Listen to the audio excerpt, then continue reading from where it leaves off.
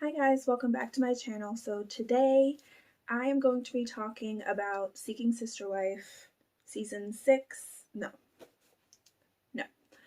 season 3 episode 6 called Got to Be Real. I have recapped other episodes which will be in the eye down below, and I created like a TLC show playlist that is also on my channel. I don't know why I'm breathing so hard.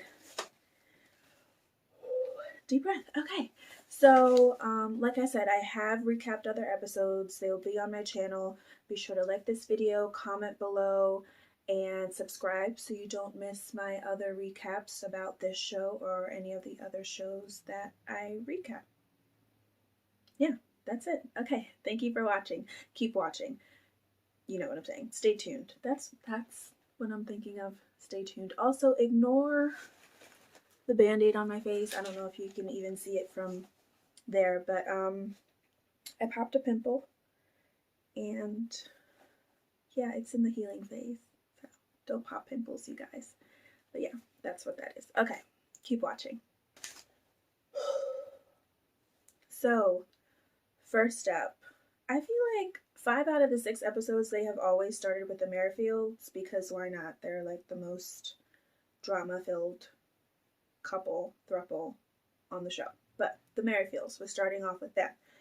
So if you remember last episode, Roberta felt led to divulge to Danielle that her and Garrick got intimate on the first night. I think I said in the previous recap that Garrick didn't really react, but in this episode he said he could tell that she was a little bit, he could tell that Danielle was a little bit perturbed about the situation. Why wouldn't you be? Like, y'all got intimate when she left the room real quick and then she slept in the same bed. You know what I'm saying? Anyone would be a little bit perturbed. Anyway, but we're kind of seeing the after effect where Danielle is actually looking at Roberta a little bit suspect.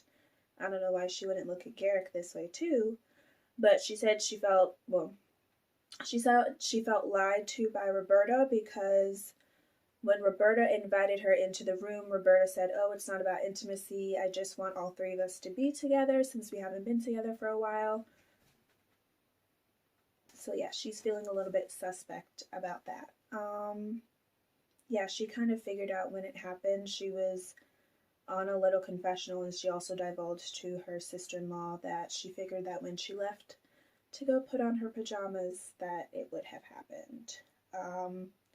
And then in a confessional, Danielle actually reveals that she wouldn't have chosen this life. She's like, jealousy is rearing its head, but why wouldn't it?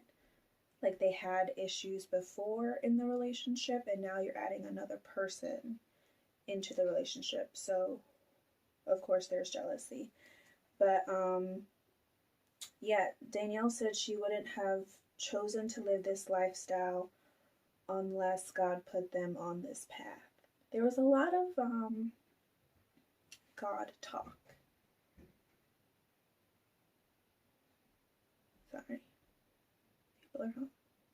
Anyway, there was a lot of God talk, and what I mean by that was it was a lot of God will deliver us. This is God's choosing. We have to pray to God. And I'm a Christian and I understand it, but polygamy is not for me. And I know that it's not legal in a lot of states, but I know that people practice it in some way, shape, or form. But yeah, they just believe that they're believing that God will deliver Danielle from jealousy. And I'm like, maybe this is God trying to tell y'all that this isn't right. But I digress. It is not my cup of tea. It is not my lane. It's not my path. It never will be. So who am I to lay my judgment on them if they believe that they have been led? You know what I'm saying? Okay. So, what else happened with the Merrifields? Yeah, I wrote what I just reiterated. I wrote down here. But, okay. So yeah, this is what I wrote.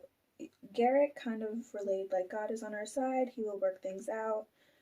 And my whole thing is, so you obviously know, you can see that your wife is struggling with this. She is breaking down, she's not handling it well, and yet you still continue the process. That's my whole thing. I know that y'all aren't married anymore, technically, legally, but you can see that your wife is struggling, and it's like you're not helping the situation. And even Roberta, okay, Mama Bert pointed out the fact that to Garrick when they went on their little date, it was a cute date, that's not the point, but Roberta pointed out to Garrick that if Garrick does not step up and if she doesn't see a change in Danielle, that she's not going to be with Garrick anymore. And I'm like, good thing, because I think now Garrick is opening up his eyes and realizing that he is not doing a good job of balancing. And they seem to think, or at least he definitely seems to think, that once they get to Colorado, all three of them, that it's going to change things. And it's like, no, not really. That's definitely going to make things worse. But yeah. Roberta stated in several different ways that if things don't work out, or if she feels like Danielle is not comfortable with the situation, that's what I'm looking for, that Roberta said she will walk away from Garrick. So yeah, good on Roberta for, like I said, opening up Garrick's eyes, because he can see it, but he's not really doing anything. And I think now he realizes that something needs to be done, because this is a problem that will continue. Yeah, what do I keep saying? Danielle, get you a brother husband. Get you a brother husband. Okay, and that's the end of the Merrifields. Next up, we have the Snowdens. So, in this episode, Taylor and Dimitri went on their date, and Taylor is high-key flirting. She is not shy about the fact that she is feeling Dimitri. She really likes Dimitri, which I guess that's a good thing, you know? It's not just her and Ashley that have to get along, or her and the kids. Obviously, she is a sister wife, and her and Dimitri are going to be one, come back together. So, one thing that Dimitri's looking at is he's seeing whether Taylor is ready for motherhood, because, like he said, she doesn't have any attachment. She doesn't have any kids or anything like that. So to go from no kids, he actually said to possibly 5. So I'm guessing he's including Crystaline's kids as well. Like, that's a lot of kids. So he's making sure she's ready for motherhood.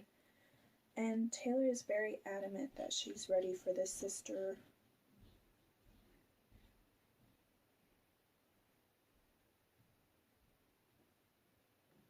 Sorry.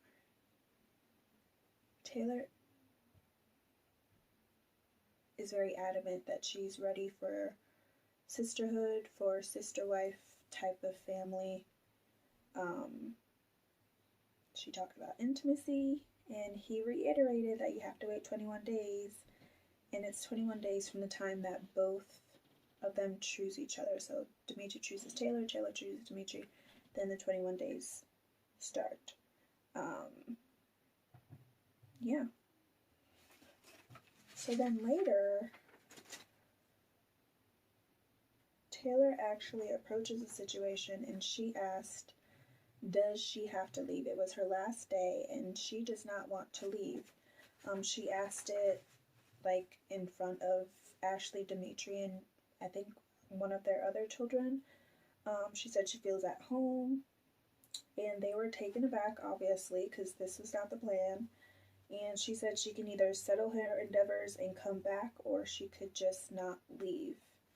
So they ended up calling Crystaline, because they've been courting Crystaline longer, and Crystaline loved the idea. She was all on board. I have a couple questions about this. that I want to know your opinions on. One, should this have been a private conversation? Meaning, if you saw the episode, when she said it, one of the children was like, "Oh, she's never gonna leave, yay," type of situation. So do you think that this should have just been a conversation between Ashley, Dimitri, and Taylor, not in front of the kids? Also, I think you have to look at it that if it was just Taylor and Dimitri dating, and after 5 days she wants to move in, would the situation be the same? Like, I know I've heard of people, I know there's a makeup artist with a line, I can see her face, her name starts with M, I think her name is Molly. I know I've seen her line at Ulta, at least it used to be.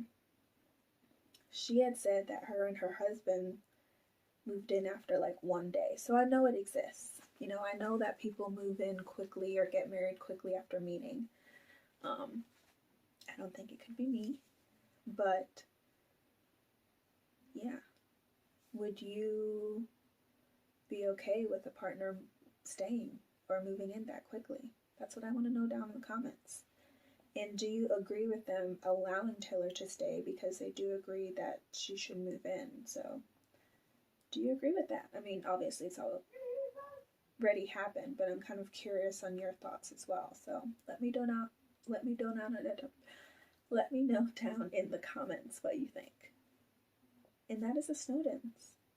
So on to the next couple. Who do we have?